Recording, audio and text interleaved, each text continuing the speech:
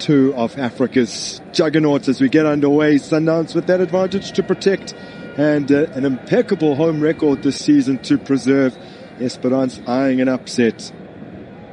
Hamza Jalasi driving into the opposition half, and they're still testing the goal of Ronwen Williams. Another shot off target.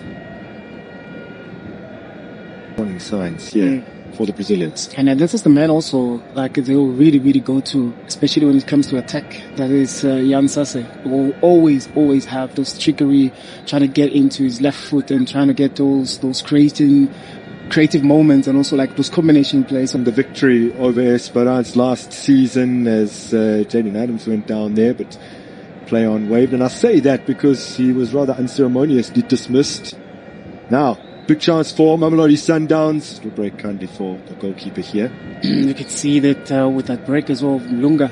You can see Leon went first early on into that first post, so it becomes very difficult because there's so many numbers there. You need somebody there, but also I don't think Lunga also got the best of his technique right to be able to bring that ball in. But those are opportunities as well that he needs to find himself. When he gets to those type of areas, he needs to find somebody from Mamelodi Sundowns inside the box. On the ball, the absence of Grant Kekana, who he replaces today, really cannot be understated. We'll get back to that as Mamelodi Sundowns makes some inroads here. It's just not a tight enough touch. And Keita again on hand. My apologies from his Mauritanian heritage. It's Konate, the teenager, a little further up the field. Ivorian. You look at Mamelodi seems to find spaces in between the centre backs and the full backs because of the deployment that they have, especially when they're in position of the ball. You see Keita pushing up high up. Adams pushed back to longer. Tashrik Matthews, great feet. Wow, a couple of options up ahead of him. Slips it in behind for Leon, and good save in the end. Bashir Ben Said. 2017 as we get another look at how Sundowns very nearly opened the scoring. Gets Tashrik Matthews, that touch of his as well. And also the perfectly weighed pass there for Leon. Great save there been done by Ben Said. But there's opportunities they need to create. Put stress under Esperance's defense, and they seem to find space on their left hand side. That is defensively, Mamelodi Sundowns need to be very careful as well today. Almost went into double figures for corner kicks. They had 9 corners in that match. Ben Said living dangerously. Referee points to the spots. And a yellow card for Bashir Ben Said. Now, of course, VAR can come into effect. There was a very Williams. And this is what happened. Yeah, look at the pressure as well that Leon puts.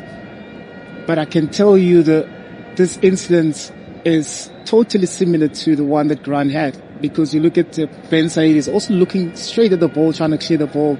Leon puts his body on the line there, making sure that he gets first onto the ball, and then Ben Said in the CAF Champions League himself. Yeah. So it's clear as it comes. Yeah, it is very, very clear. You can see Leon gets into. So Ben Said, having given away the penalty, has to try and make amends here.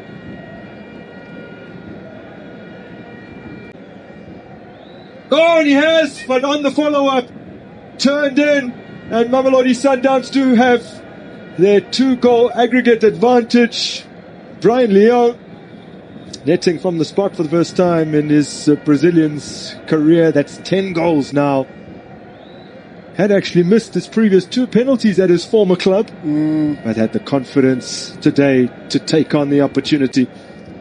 Yeah, with that follow-up as well, that is high in confidence in terms of scoring goals. This was an earlier one where he really, really put his body on the line and be able to end that penalty. Certainly the first effort was not the best. It's not the best at all. You can see that the unfortunate part as well, I think Ben Said, after making that save, the ball just bounces off his knee or his foot, just went straight to Leon to be able to to finish that one and, give Mamelodi Sundowns that advance scoring, and they became one of those important players. So he is now really, really enjoying his game time. Now floated in and connected with it did Dano, but it's a good take from Ronwen Williams. CAF Champions League clean sheet is 20 and 42 outings in this competition already. I doubt we'll see what we saw in the first leg from Williams, was the fact that he had more Sundowns player. The game dictated that had to be the case, as it's so for the second time across the two legs. Espérance have been denied by the woodwork. Another let-off for Sundowns. Again, making sure that they exploit the spaces. Look at the third man run that has been played, but that man inside the box as well, spoken about how dangerous he is inside the box. Unfortunate for him there. All he needed was a touch. I mean, there was nothing that he could do about the ball because it came on his hip. Yeah. Sundowns, they've been lucky there not to concede. It seemed like a combination of his hip and thigh there. So Dano, who hit call it the A team, the Chan team, joined Espérance at the beginning of this season. He's really contributed quite well. Player who a few years ago suffered a horrible ACL injury. Now, big chance to curl it, and it is bent wide by Leon, who still appears to be suffering in more than one regard at the moment. It's the elbow, it's the leg, and problem. He is a menace in that, but look at how he manages to stay on side. Yeah, as well, just to try and buy himself some sort of time and space to be able to get that ball with the curler, but he was unfortunate. He just took the ball underneath, but he's always going to be the problem in and around those balls because he makes those runs. He's able to always hold on to the ball. So those knocks, but it will be a big loss for Sundowns, but also you still have equally good strikers all on the bench, that is Rainis.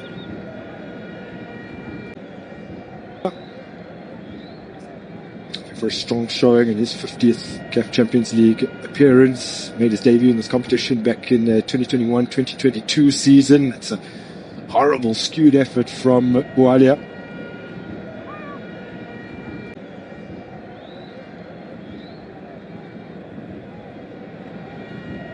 Yeah, I guess also it's plenty of options to be able to play the meetings with Espérance. He had played against Morocco Swallows in the league, perhaps a little needlessly, and had been injured. I remember the game. Yeah, he got injured.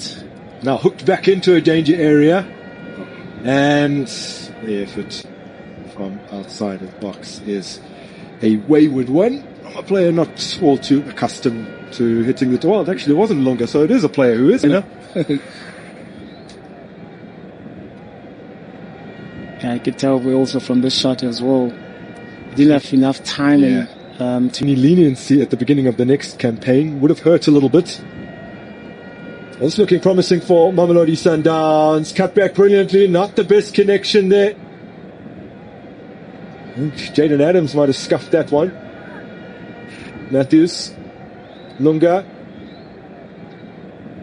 he's had it stolen off him.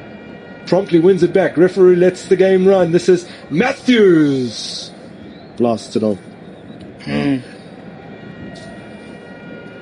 Lunga doing very, very well there to win the ball. With Matthews there, really realizing yesterday what is it that he wanted to do, but fortunately he was let down by his technique. We've seen this a couple of times in this game. This connection here, maybe because also, it becomes very difficult when you play the ball back with so much power, because then you're not.